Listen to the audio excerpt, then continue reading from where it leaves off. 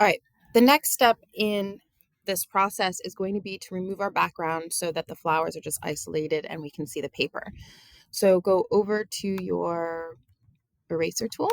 I'm going to use a soft edged eraser, and I'm going to use my bracket tools in order to make my brush a little bit bigger.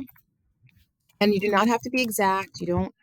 I'm just going to kind of go around, and I'm going to remove that background so that you can see the texture of the paper.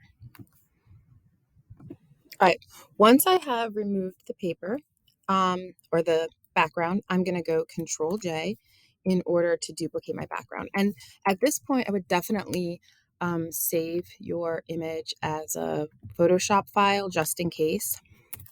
Um,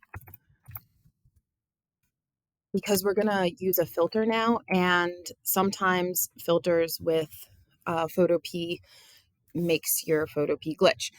Um, Normally, we would use the filter gallery and we would go into watercolor, but my experiences with Photopea is that every time you go into the filter gallery, it completely makes your computer freak out. So, what you can do instead of using watercolor is you could go to oil paint, which is another type of painting texture. And mine already had a texture on it, but you can decide. This is where like it's going to be your decision on how much you want to make like the bristle detail, like how painterly you want to make it, how much texture, paint texture you want to place on your image. So um, the radius is how many pixels, clean is how many pixels, like play around with those. Your preview is checked, so you should be able to see what it looks like.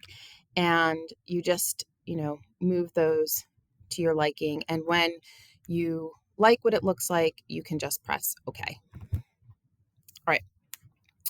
I'm going to hide that top layer. So now you can really see that painting texture. And your next step is going to be to blend that layer. So I'm going to go up to my blending options and I'm going to go to overlay. Now, when I go to overlay is like a little bit too light. So you might actually want to go through, and this is another part where you can go through the different blending options and see which blending option works best for you. So I am going to go to, I kind of liked that, not soft light, but I'm going to go to, let's see, let's try, I like the hard light one. All right, then you're going to turn your visibility back on. So now I have that top layer. So your tiny little eyeball there.